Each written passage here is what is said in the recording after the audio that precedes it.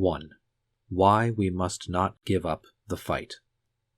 One widespread section of public opinion in the educated bourgeoisie may find it exaggerated and inopportune, indeed downright distasteful, that we continue to remind them that the problem of respect for a life that has been conceived and is not yet born is a decisive question. In the last 15 years, almost all Western countries have legalized abortion, to the accompaniment of lacerating debates. Ought we not today to consider this problem settled and avoid brushing the dust off antagonistic ideological positions that have been made obsolete by the course of events? Why not accept that we have lost this battle and choose instead to dedicate our energies to initiatives that can hope to find support in a broader social consensus?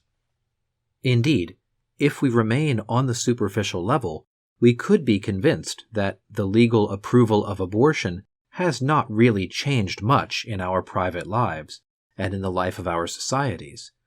Basically, everything seems to be going on as before. Everyone can act in accordance with his conscience. A woman who does not want to have an abortion is not compelled to do so, and a woman who does have an abortion with the approval of a law would perhaps have done so in any case, or so we are told. It all takes place in the silence of an operating room, which at least guarantees that this medical intervention will take place with a certain degree of safety. And it is as if the fetus that will never see the light of day had in fact never existed. Who notices what is going on? Why should we continue to speak publicly of this drama? Is it not perhaps better to leave it buried in the silence of the consciences of the individuals involved? The book of Genesis contains a passage that addresses our problem with impressive eloquence. The blessing the Lord God pronounces on Noah and his sons after the flood. After the event of sin, God reestablishes here, once and for all, the only laws that can guarantee the continuation of life for the human race. The disorder and degeneration that followed the fall of our first parents have left their mark on the creation that God's hands had made absolutely perfect. Violence and an unending chain of reciprocal killings have spread through the world, making impossible the peace of a social life ordered in keeping with the principles of justice.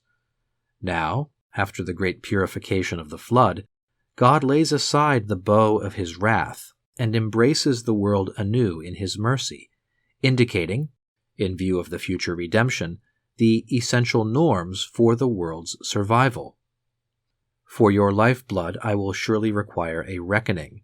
Of every beast I will require it, and of man. Of every man's brother I will require the life of a man. Whoever sheds the blood of man, by man shall his blood be shed. For God made man in his own image.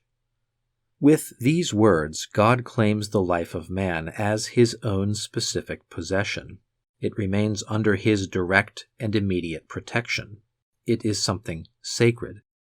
When a man's blood is shed, it cries out to him, because man is made in his image and likeness. The authority of society and the authorities in society are instituted by him precisely in order to guarantee the respect of this fundamental right, which is endangered by the wicked heart of man.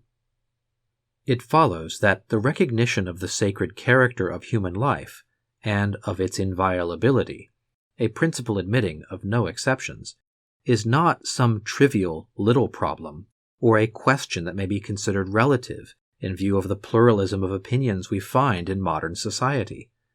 The text from Genesis guides our reflections in a double sense, which corresponds well to the double dimension of the questions we asked at the beginning of this essay. First, there are no small murders. The respect of every human life is an essential condition if a societal life worthy of the name is to be possible. Secondly, when man's conscience loses respect for life as something sacred, he inevitably ends by losing his own identity.